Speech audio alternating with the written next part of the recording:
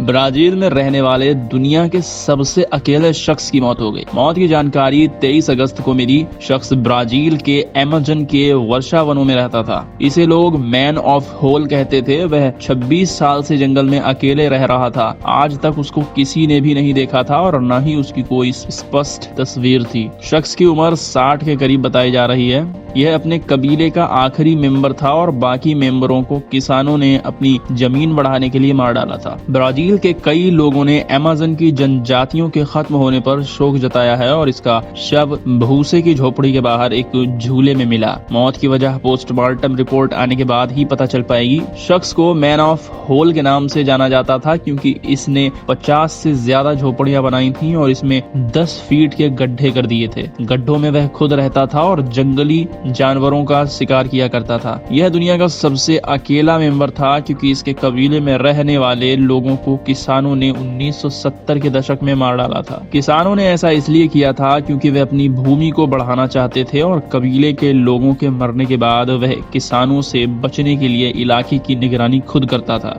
अगर बाहरी दुनिया का कोई भी व्यक्ति उससे कांटेक्ट करने की कोशिश करता था तो वह तीर से हमला कर देता था। आज तक इस शख्स की कोई स्पष्ट तस्वीर सामने नहीं आई क्योंकि यह किसी से मिलता ही नहीं था और कोई मिलने भी जाता था तो उस पर हमला कर देता था। मीडिया रिपोर्ट्स के अनुसार इस शख्स के बारे में 1996 में पता चला था।